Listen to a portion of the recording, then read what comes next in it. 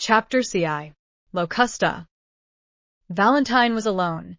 Two other clocks, slower than that of Saint Philippe du Roule, struck the hour of midnight from different directions, and excepting the rumbling of a few carriages, all was silent. Then Valentine's attention was engrossed by the clock in her room, which marked the seconds.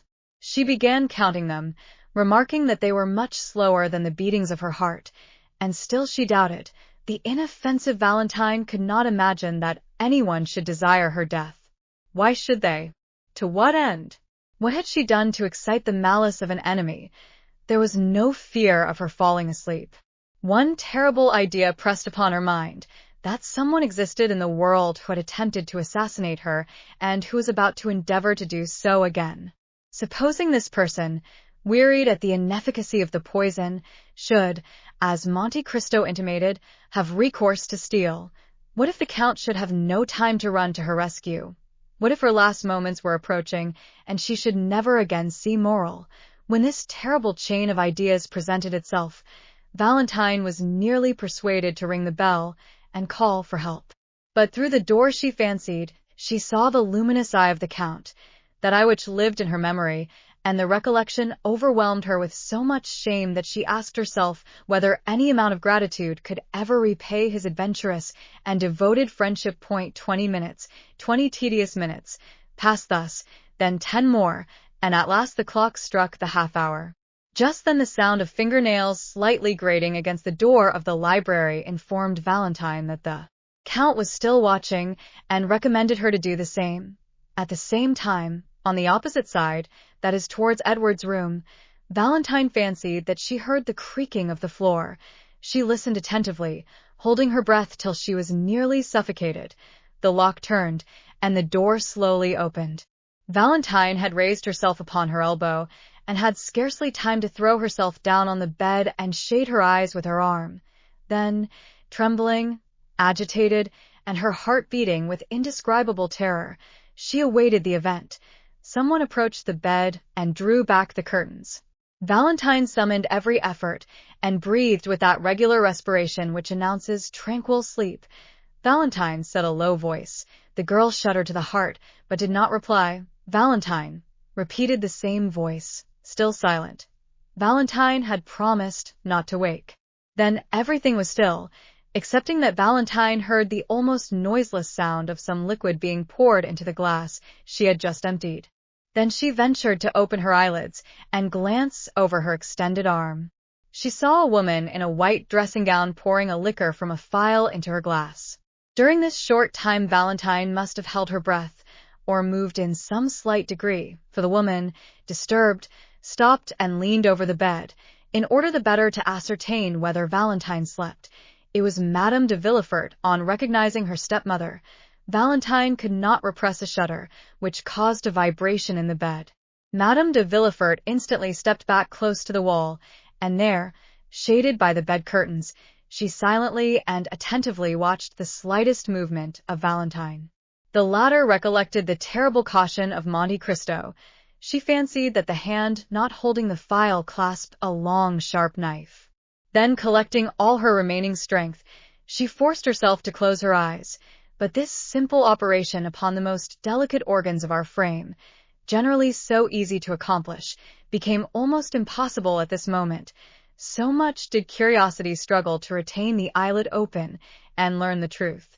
Madame de Villefort, however, reassured by the silence, which was alone disturbed by the regular breathing of Valentine, again extended her hand, and half hidden by the curtain succeeded in emptying the contents of the phial into the glass. Then she retired so gently that Valentine did not know she had left the room. She only witnessed the withdrawal of the arm, the fair round arm of a woman but 25 years old, and who yet spread death around her. It is impossible to describe the sensations experienced by Valentine during the minute and a half Madame de Villefort remained in the room. The grating against the library door aroused the young girl from the stupor in which she was plunged, and which almost amounted to insensibility. She raised her head with an effort.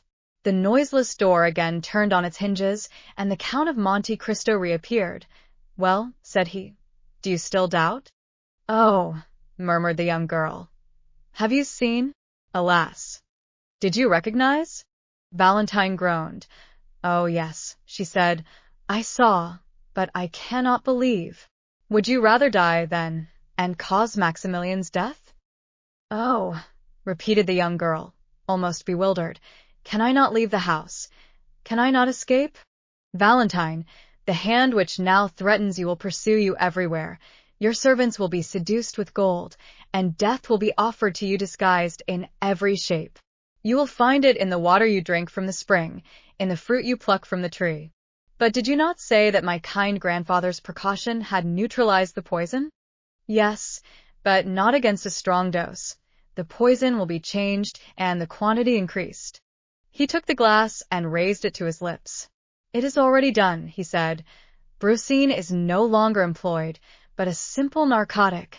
I can recognize the flavor of the alcohol in which it has been dissolved. If you had taken what Madame de Villefort has poured into your glass, Valentine, you would have been doomed. But, exclaimed the young girl, why am I thus pursued? Why, are you so kind, so good, so unsuspicious of ill, that you cannot understand, Valentine? No, I have never injured her. But you are rich, Valentine. You have 200,000 livres a year, and you prevent her son from enjoying these 200,000 livres. How so? The fortune is not her gift, but is inherited from my relations. Certainly, and that is why M. and Madame de Saint-Méran have died. That is why M. Noirtier was sentenced the day he made you his heir. That is why you, in your turn, are to die. It is because your father would inherit your property, and your brother, his only son, succeed to his. Edward? Poor child. Are all these crimes committed on his account? Then you at length understand? Heaven grant that this may not be visited upon him. Valentine, you are an angel. But why is my grandfather allowed to live? It was considered that you dead, the fortune would naturally revert to your brother, unless he were disinherited, and besides, the crime appearing useless, it would be folly to commit it. And is it possible that this frightful combination of crimes has been invented by a woman? Do you recollect in the arbor of the Hotel de Postes at Perugia, seeing a man in a brown cloak, whom your stepmother was questioning upon aqua tofana? Well, ever since then, the infernal project has been ripening in her brain. Then, indeed, sir, said the sweet girl, bathed in tears, I see that I am condemned to die. No, Valentine, for I have foreseen all their plots. No, your enemy is conquered since we know her, and you will live, Valentine, live to be happy yourself, and to confer happiness upon a noble heart, but to ensure this you must rely on me. Command me, sir, what am I to do? You must blindly take what I give you. Alas, were it only for my own sake, I should prefer to die. You must not confide in anyone, not even in your father. My father is not engaged in this fearful plot, is he, sir? Asked Valentine, clasping her hands. No, and yet your father, a man accustomed to judicial accusations, ought to have known that all these deaths have not happened naturally. It is he who should have watched over you. He should have occupied my place. He should have emptied that glass. He should have risen against the assassin. Spectre against spectre, he murmured in a low voice, as he concluded his sentence. Sir, said Valentine, I will do all I can to live, for there are two beings who love me and will die if I die, my grandfather and Maximilian. I will watch over them, as I have over you. Well, sir, do as you will with me. And then she added in a low voice, Oh, heavens, what will befall me?